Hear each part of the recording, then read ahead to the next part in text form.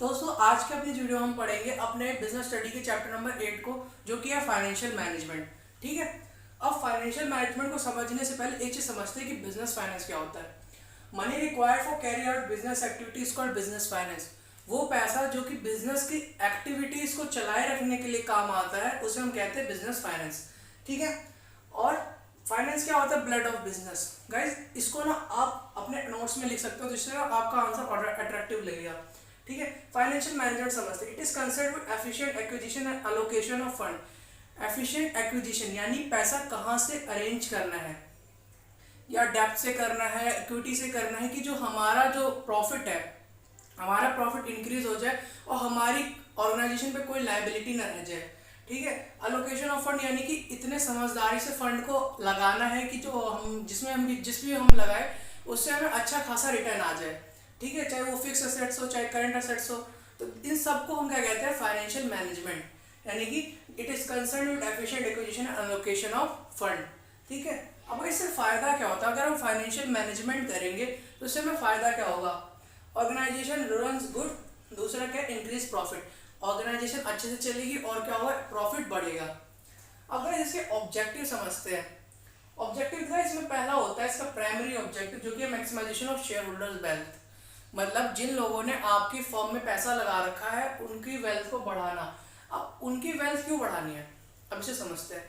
Guys अगर आप अपने शेयर होल्डर्स को अच्छा खासा डिविडेंड दोगे, अच्छा रिटर्न दोगे, इससे क्या होता है? फर्म की गुडविल बढ़ जाती है। और फिर क्या होगा कि आपका जो आपने शेयर इशू किया है उसकी मार्केट में वैल्यू बढ़ जाएगी। ठीक है। आप अच्छा खासा रिटर्न दे रहे हो, आप डिविडेंड बांट रहे हो, तो लोगों के अंदर आपके लिए एक अलग रिस्पेक्ट जाग जाएगी कि ये कंपनी अच्छी है, ये तो रिटर्न देती है वगैरह। ठीक है। तो ये हो जाएगा maximization of shareholders wealth. दूसरा है मैक्सिमाइजेशन ऑफ प्रॉफिट। प्रॉफिट को बढ़ा देना।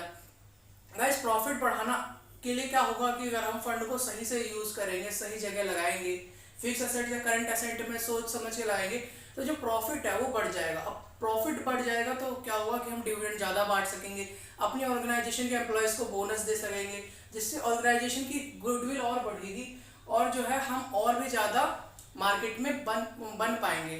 ठीक है। कैसे आगे ऑब्जेक्टिव। अब हम समझते हैं decisions related to financial management. ठीक है। अगर हम समझते हैं कि decision related to financial management यानी फाइनेंशियल मैनेजमेंट से रिलेटेड क्या क्या डिसीजन हो सकते हैं, तो पहला आता है इन्वेस्टमेंट डिसीजन। इन्वेस्टमेंट डिसीजन क्या होता है? Where to invest the money to get good return. हमें वो सोचना होता है इन्वेस्टमेंट डिसीजन में कि हम पैसा कहाँ इन्वेस्ट करें जिससे जो रिटर्न है वो अच्छा खासा आ जाए। ठीक है। दूसरा होता है डिविडेंड डिसीजन। डिविडेंड होता है अपने शेयर होल्डर्स को कितना पैसा बांटना है। आपने जो प्रॉफिट किया उसमें से आप शेयर होल्डर्स को कितना पैसा बांटो कि आपकी ऑर्गेनाइजेशन की गुडविल बनी रहे और आपकी ऑर्गेनाइजेशन आगे कहीं पैसा लगाना चाहे तो उसके लिए वो कुछ रिटेन यानी रख भी सके। ठीक है। Amount of profit to distribute among shareholders, ये क्या होता है गाइस? Dividend decision. तीसरा आता है फाइनेंसिंग डिसीजन।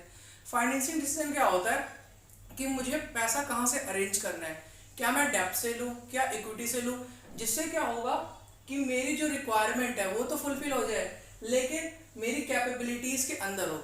मान लो मैंने डेब्ट ले लिया लेकिन मेरी कैपेबिलिटी नहीं है कि उसे चुका सकूं, हो सकता है ऑर्गेनाइजेशन में काफ़ी ज़्यादा लॉस हो जाए, या फिर मेरे को ऐसी छोटी मोटी चीज़ों के लिए इक्विटी यानी शेयर्स इशू करने पड़ जाए जिसकी मुझे ज़रूरत ही नहीं है।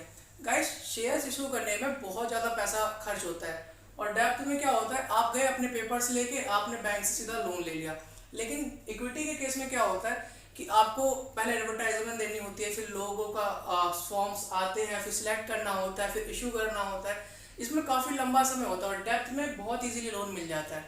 सो डेप्थ तो मुझे ये समझना है फाइनेंशियल डिसीजन में कि मैं पैसा कहाँ से अरेंज करूँ कि मेरी रिक्वायरमेंट फिल हो जाए और मेरी कैपेबिलिटीज़ के अंदर रहे। ठीक है। गाइस यहाँ पे हमने इनकी थोड़ी सी डेफिनेशन पढ़ ली, अब हम इन्हें अच्छे से एक एक करके समझेंगे। ठीक है। डिसीजन क्या होता है? इन्वेस्टमेंट डिसीजन को हम ही कैपिटल बजटिंग डिसीजन भी कहते हैं, ये वन वर्ड में आ सकता है। ठीक है। अब इन्वेस्टमेंट डिसीजन किन दो चीज़ों से रिलेट करता है? पहला है फिक्स एसेट और दूसरा है करंट एसेट्स। ठीक है। अब फैक्टर समझते हैं कि इन्वेस्टमेंट डिसीजन को हमें क्यों करना पड़ता है। ठीक है। पहला है cash flow of the project में कितना पैसा आएगा जाएगा, उसको बनाए रखने के लिए उसमें कोई घाटा ना हो जाए, इस चीज़ को समझने के लिए हम इन्वेस्टमेंट डिसीजन लेते हैं। दूसरा return on investment. Return on investment यानी मैं पैसा लगा तो रहा हूँ, इन्वेस्ट तो कर रहा हूँ, लेकिन उससे कितना रिटर्न आएगा इसको हम पहले एनालाइज करने के लिए हम इन्वेस्टमेंट डिसीजन ले लेते हैं। ठीक है। तीसरा रिस्क इन्वॉल्व। अब गाइस पैसा लगा रहे हो तो रिस्क तो इन्वॉल्व होगा। तो इन्वेस्टमेंट डिसीजन में क्या होता है, हमारे पास ऑप्शंस होते हैं कि हम कहाँ कहाँ पे पैसा लगाएं, क्या फिक्स एसेट में लगाएं, करंट एसेट में लगाएं, प्लान ए प्लान बी। ठीक है। सो अब हम देखेंगे किस में रिटर्न ज़्यादा है। देखो प्लान ए में मान लो रिटर्न 10% है और प्लान बी में रिटर्न 9% है, लेकिन अब प्लान ए में जो रिस्क है वो 15% है, यानी कि 15% चांस है कि आपका पैसा नहीं आएगा। और प्लान बी जो है इसमें 9% और उसमें रिस्क कितना है 2%। तो गाइज आप पैसा किस में लगाना चाहोगे, ऑब्वियसली प्लान बी में। तो गाइज ये हो जाता है रिस्क इन्वॉल्व, इसके लिए हम इन्वेस्टमेंट डिसीजन लेते हैं। चौथा आता है इन्वेस्टमेंट क्राइटेरिया, यानी कि इन्वेस्टमेंट करने का क्राइटेरिया क्या क्या तरीके होंगे, क्या मुझे फॉर्म भरना पड़ेगा या बहुत सारी फॉर्मेलिटीज करनी पड़ेंगी मतलब इन्वेस्टमेंट करने के लिए। ठीक है। इन सब को माइंड में रखते हुए हम इन्वेस्टमेंट डिसीजन लेते हैं। ठीक है। अब गाइस ये हमने फैक्टर समझ लिए, अब समझते हैं इंपॉर्टेंस कि इंपॉर्टेंट क्यों है। पहला है लॉन्ग टर्म ग्रोथ, इन्वेस्ट कर देंगे रिटर्न आता रहेगा, इंटरेस्ट मिलता रहेगा, सो हमारी जो ग्रोथ है वो लंबे समय तक बढ़ती जाएगी। दूसरा है large amount is involve. Guys कभी कभार ऐसा होता है कि आप इन्वेस्ट तो कर रहे हो और बहुत ज़्यादा पैसा लग जाता है। अब अगर आप ध्यान से नहीं करोगे, फाइनेंशियल मतलब इन्वेस्टमेंट डिसीजन अगर सही से नहीं लोगे, तो आपका जो अमाउंट है, ठीक है, वो कहीं और भी जा सकता, हो सकता है डूब जाए। इस वजह से हम फाइनेंशियल इन्वेस्टमेंट डिसीजन करते हैं। तीसरा है रिस्क इन्वॉल्व, इसमें रिस्क काफ़ी ज़्यादा इन्वॉल्व होता है। चौथा इरिवर्सिबल डिसीजन। गाइस कभी कभार होता है कि हमने लगा दिया, पैसा तो लगा दिया, अब हो सकता है कि वो पैसा वापस ना आए। ठीक है, वापस नहीं आएगा, यानी इरिवर्सिबल डिसीजन होता है, यानी कि जिसे रिवर्स ना करा जा सके। तो गाइस यहाँ पे इन्वेस्टमेंट डिसीजन हो गए। अब आप सोच रहे होंगे कि मैंने इतने छोटे नोट्स क्यों बनाए। गाइस क्लास 12th में केस स्टडीज और जो एमसीक्यू है वो बहुत ज़्यादा बढ़ा दिया गया है। ठीक है। आपको ज़रूरत नहीं है कि आप बहुत सारे पॉइंट्स याद रखो, बहुत ज़्यादा ज़्यादा अपने दिमाग पे लोड दो, नहीं। आप ना कंसेप्ट समझो, इंपॉर्टेंस थोड़ी बहुत भी समझोगे तो आगे की आप बना दोगे, आप कॉमर्स फील्ड से हो। ठीक है। तो मैंने यहाँ पे थोड़े थोड़े यूज़ करे हैं, आप इनको अच्छे से समझो और याद कर लो। और फिर अगर आप चाहो तो एनसीईआरटी थोड़ी सी पढ़ लेना। एनसीईआरटी पढ़ने से क्या होगा कि आपको थोड़ी बहुत डेफिनेशन ना आपके माइंड में अपने आप बन जाएगी और ये आपके एग्जाम्स में आपके साथ रहेगी। ठीक है। और ये तो नोट्स की फॉर्म में है, आप नोट्स बना सकते हो इससे, क्योंकि कई बच्चे बनाते नहीं और लास्ट में स्टार्ट करते हैं। ठीक है। अब हम दूसरा समझेंगे फाइनेंशियल डिसीजन। दोस्तों दूसरा डिसीजन क्या होता है, वो होता है financial decision, method of finance generation. Financial decision को क्या कहते हैं, वो मेथड जो कि फाइनेंस जनरेट करता हो। ठीक है। अब गाइस फाइनेंशियल डिसीजन में हम किन बातों पे डिसीजन लेते हैं, दो बातों पे। पहला होता है डेप्ट, कि मेरे को अपना फाइनेंस जो है वो अरेंज कहाँ से करना है, डेप्ट यानी लोन लूँ, या दूसरा इक्विटी यानी शेयर्स इशू कर दो। शेयर्स इशू करने में क्या होता है, एक लंबा प्रोसेस होता है, मतलब एप्लीकेशन फॉर्म्स वगैरह कलेक्ट करके देन शेयर इशू करना होता है। डेप्ट में क्या होता है, अपने फॉर्म ले जाओ बैंक से, आप अपना लोन ले सकते हो। ठीक है। सो ये होता है फाइनेंशियल डिसीजन। अब फैक्टर इफेक्ट क्या करते हैं फाइनेंशियल डिसीजंस को लेने से पहले, किन किन बातों का हमें ध्यान रखना होता है। पहला कॉस्ट, यानी कि मुझे किस कीमत पे वो फाइनेंस मिल रहा है, क्या मुझे ज़्यादा इंटरेस्ट पे करना पड़ेगा या फिर मुझे ज़्यादा समय तक क्या नाम है रख नहीं सकता अपने पास। ठीक है। यानी 6 महीने 12 महीने इस समय के लिए या कम समय के लिए मुझे लोन मिल रहा है। ठीक है, उसे समझेंगे कॉस्ट। दूसरा रिस्क। रिस्क क्या है, मैं पैसा ले तो रहा हूँ लेकिन मैं जिस जगह से ले रहा हूँ वो फर्म मतलब उतनी लायबल नहीं है, वो कभी भी पैसा अपना मांग सकती है। ठीक है।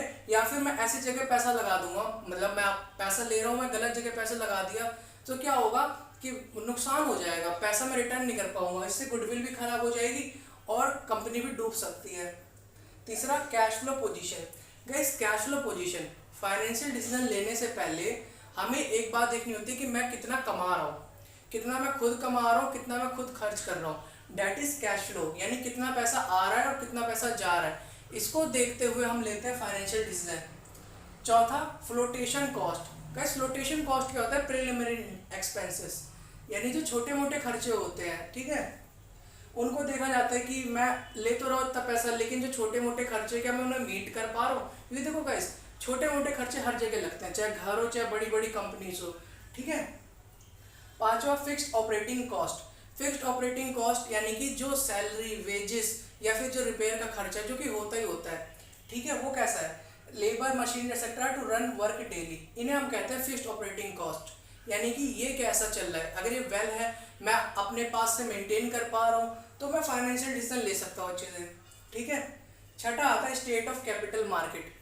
गाइस कंपनी कैपिटल मार्केट से रिलेट कर जाती है। कैसे, देखो कैपिटल मार्केट में ही आप शेयर इशू करते हो, शेयर के पैसे लेते हो, ठीक है। अगर कैपिटल मार्केट बूम में चल रही है, बूम यानी कि सब कुछ बेहतर चल रहा है, तो आप बढ़िया शेयर इशू करके अपने फाइनेंस जनरेट कर सकते हो। लेकिन अगर रिसेशन चल रहा है, रिसेशन यानी कि घाटे का समय, जब माल बिकना बंद हो जाता है, कंपनियां डूबने लग जाती हैं, उसे हम कहते हैं रिसेशन, ठीक है। ऐसे कंडीशन में आप डेप्ट ले सकते हो, उधार लोगे तो क्या होगा कि आपको रिस्क कम रहेगा, आपकी कंपनी आराम से काम कर पाएगी। रिसेशन के टाइम लोग कंपनीज पे भरोसा करना बंद कर देते हैं, और बूम पीरियड के टाइम क्या होता है, लोग देख रहे हैं कि कंपनी ग्रोथ कर रही है, लगा दो पैसा, जैसे पैसा लगाओगे और बढ़ेगा, ठीक है। सो यहाँ पे हमने समझ लिया फैक्टर्स क्या होते हैं जो कि फाइनेंशियल डिसीजन को अफेक्ट करते हैं, ठीक। अब इसकी थोड़ी सी इंपॉर्टेंट जान लो गाइस। फैक्टर्स में इसकी इंपॉर्टेंस है, फाइनेंशियल डिसीजन अगर हम सही से लेंगे तो ग्रोथ होगी कंपनी की। दूसरा क्या होगा, लॉस नहीं हो सकता, रिस्क कम इन्वॉल्व होगा। तीसरा क्या होगा, कंपनी की गुडविल बनेगी, क्योंकि पैसा अच्छे से अगर वो शेयर होल्डर से ले रहा है और जल्दी रिटर्न कर दे रहा है तो उसकी गुडविल बन जाएगी, ठीक है। और अगर डेप्थ से ले रहा है तो उससे क्या होगा कि वो जल्दी जल्दी मीट कर पाएगा, यानी कि अपने जो भी रिक्वायरमेंट है, जहाँ पैसा लगाना है, उसके लिए उसे छोटे छोटे मतलब शेयर्स इशू नहीं करने पड़ेंगे, और डायरेक्टली जाके पैसा खर्च कर सकेगी, ठीक है। सो ये हो जाता है फाइनेंशियल डिसीजन की इंपॉर्टेंस भी। अब हम समझते हैं कि जो हमारा लास्ट टॉपिक है जो कि डिविडेंड डिसीजन, ठीक है, इन तीनों डिसीजन का उसे समझते हैं। तो अब तीसरा डिसीजन और लास्ट डिसीजन को पढ़ते हैं जो कि है डिविडेंड डिसीजन। डिविडेंड डिसीजन क्या होता है कि आपने जितना प्रॉफिट कमाया, ठीक है, आपकी कंपनी ने जितना फंक्शन किया, जितना सेल करी, जितना परचेज किया, उसके बाद जो पैसा बचता है, ठीक है, उसमें से कितना बांटना और कितना रखना है, उसको हम कहते हैं डिविडेंड डिसीजन। यानी कि डिस्ट्रीब्यूशन एंड रिटेनिंग, यानी कि कितना शेयर होल्डर्स में बांटना है और कितना खुद के पास रखना है, उसे हम कहते हैं डिविडेंड डिसीजन, ठीक है। अब क्या क्या फैक्टर्स जो कि इस डिसीजन को अफेक्ट करते हैं या फिर किन किन बातों का हमें ध्यान रखना होता है, वो हम समझते हैं। पहला होता है अर्निंग। अर्निंग यानी कि हमने कितना कमाया, अब जितना कमाया उसके हिसाब से देखो डिस्ट्रीब्यूट कर देंगे। दूसरा cash flow position. Cash flow position यानी कि गाइस देखो कि मैं कितना कमाता हूँ और कितना खर्च करता हूँ, ठीक है, कितना पैसा आता है और कितना पैसा जाता है, उसको देख के भी हम डिविडेंड डिसीजन लेते हैं। तीसरा ग्रोथ अपॉर्चुनिटीज, कि देखो अगर मेरे पास मान लो 1,00,000 रुपए है और मेरा डिविडेंड बनता है शेयर होल्डर्स को 80,000 रुपये, लेकिन मैं एक चीज़ देख रहा हूँ कि अगर मैं 50,000 रुपये एक प्लांट में इन्वेस्ट कर दूँ, प्लांट में अगर इन्वेस्ट कर दूँ, तो जो इस साल जो प्रॉफिट मेरा 1,00,000 का हुआ है वो हो सकता है वो 1,50,000 का हो जाए अगली साल। सो उसको देखते हुए मैं क्या करूँगा, अपने शेयर होल्डर से बात करूँगा, उन्हें थोड़ा कहूँगा कि आप डिविडेंड थोड़ा कम ले लो, ठीक है। ऐसा होता है गाइस, ऐसा हो सकता है कि आप अगर आपने कोई कॉन्ट्रैक्ट नहीं साइन किया तो आप आराम से अपने शेयर होल्डर से बात कर सकते हो, आप उन्हें दिखा सकते हो कि ऐसी अपॉर्चुनिटी है, ठीक है। तो हम ग्रोथ अपॉर्चुनिटी को भी माइंड में रख लेते हैं। चौथा stability of dividend. Stability of dividend यानी कि गाइस देखो फिक्स्ड अमाउंट टू डिस्ट्रीब्यूटेड, यानी कि अगर आपने पहले बातचीत कर रखी है कि आपको 10% मिलेगा हर साल, चाहे कैसे भी मिले, ठीक है। सो आपको बनाए रखना होता है ताकि आपकी फर्म की गुडविल बनी रहे।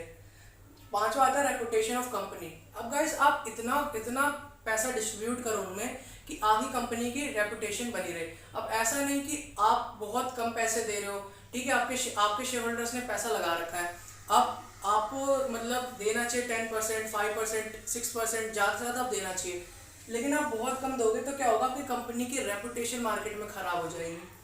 छठा preference of share holders. Guys share holders क्या चाहते हैं, जिन लोगों ने आपके कंपनी में पैसा लगाया है वो आपसे कितना डिविडेंड चाहते हैं उसे भी जान लेना चाहिए, ठीक है। सातवां कॉन्ट्रेक्चुअल कॉन्स्ट्रेंट्स, यानी अगर आपने किसी से लोन ले रखा है, मतलब आपने 1,00,000 रुपए तो कमाए, ठीक है, लेकिन उस 1,00,000 रुपए कमाने के लिए आपने डेप्ट यानी लोन 20,000 रुपये ले रखा है। सो आप पहले उस 20,000 रुपये को चुकाओ, ठीक है, और फिर जो प्रॉफिट बचेगा वो होगा आपका 80,000। अब 80,000 में से देखो इन सबको 10% मिल जाता, तो 80,000 रुपये के हिसाब से सब में डिस्ट्रीब्यूट कर दो और जो आपको प्रॉफिट रखना है उसे रख लो। ठीक है, तो गाइस यहाँ पे हमने पढ़ लिया डिविडेंड डिसीजन, फाइनेंशियल डिसीजन और इन्वेस्टमेंट डिसीजन। ठीक है, और इसकी इंपॉर्टेंस भी ये हो जाती है डिविडेंड डिसीजंस की कि हमारी गुडविल बनी रहती है। अगर हम अच्छा अमाउंट डिस्ट्रीब्यूट करेंगे तो हमारी गुडविल बनी रहेगी। और क्या होगा कि अगर हम पैसा संभाल के रखेंगे और सही जगह सही ग्रोथ अपॉर्चुनिटी देख के रखेंगे तो क्या होगा कि हम ग्रोथ कर पाएंगे हमारी ऑर्गेनाइजेशन।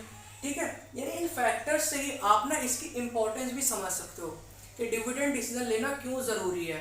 ठीक है, तो गैस यहाँ पे हमारी ये वीडियो खत्म होगी। और गैस एक बात सुनो, अगर आपको ये जो बोर्ड पे लिखा है आपको इसको डायरेक्टली देखना है तो आप मुझे इंस्टाग्राम पे फॉलो कर सकते हो। इंस्टाग्राम पे मैं इसकी फोटोज अपलोड कर देता हूँ, यानी जो भी बोर्ड पे लिखता हूँ इनकी फोटोज इंस्टाग्राम पे अपने पेज पे फाइल्स के रूप में अपलोड कर देता हूँ। यानी अगर आपको एग्जाम्स के दिनों में पढ़ना है, ठीक है, पढ़ना है तो आप इंस्टाग्राम पे जाके स्क्रॉल करके आराम से पढ़ सकते हो। ठीक है, और ऐसी वीडियो को लाइक करते रहो और सब्सक्राइब करो गाइस। ठीक है, थैंक यू सो मच।